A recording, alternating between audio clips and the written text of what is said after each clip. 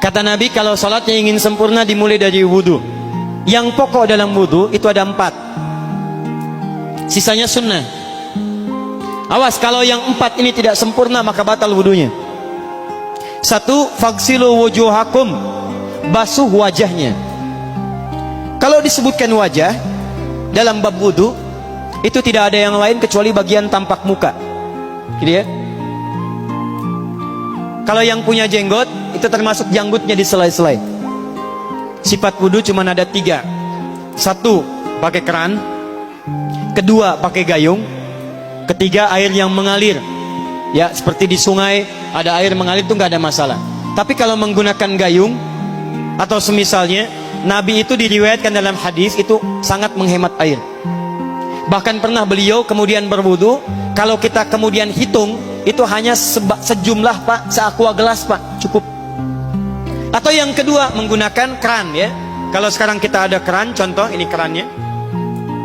Ya, kerannya agak tinggi sedikit. Dan kita sesuaikan. Ambil airnya. Misal contoh, ghosala. Ghosala itu bukan ditumpahkan, ambil air, tumpahkan di tempat yang akan dibasuh gini. Yang telunjuk itu kemudian menghapus atau menghilangkan kotoran di sela-sela mata, contoh. Yang jempol menghilangkan kotoran di sela-sela telinga bagian belakang di sini. Ya. Kalau misalnya saya mulai ambil airnya, kemudian saya tumpahkan di sini. Yang telunjuk membersihkan di jari-jari di sini, di sela-sela mata. Yang jempol kemudian membersihkan di sela-sela di bawah telinga sini. Kemudian di selesai. 1. Tahan sebentar ya, ini praktek dulu sebentar. 2. Wa aidiakum ilal marafiq, ini yang sering keliru. Dan tangan sampai siku. Jadi saat kita mengambil air wudhu, ambil airnya, tumpahkan dari sini ilal marafiq sampai ke siku ke sini. Balikan lagi ke depan. Jadi bukan kerannya dibeginikan, sikunya dibeginikan, takut, bukan. Jadi bukan siku diteruskan ke bawah. Yang tepat itu ambil airnya, kemudian basuh dari sini sampai dengan ke sikunya. Hati-hati, ini ada maknanya.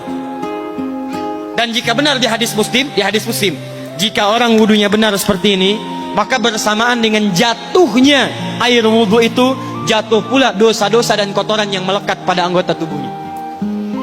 Tidak cukup dengan amin, nanti kita lihat dulu. Tangan selesai pindah kemana? Bukan ke rambut, tapi kepala. Jadi dalam bab wudu yang diusap bukan rambutnya, kepalanya. Itulah keadilan Allah. Kalau yang diusap kepalanya, semua manusia yang hidup pasti punya kepala. Tapi kalau yang diusap rambutnya, ada ketidakadilan, karena tidak semua orang punya kepala, punya rambut. Tuh. Nah sekarang lihat sini. Ketika kita diminta mengusap kepala, bahasanya masaha. Masaha itu begini. Ini saya punten. Bismillah. Ini ya.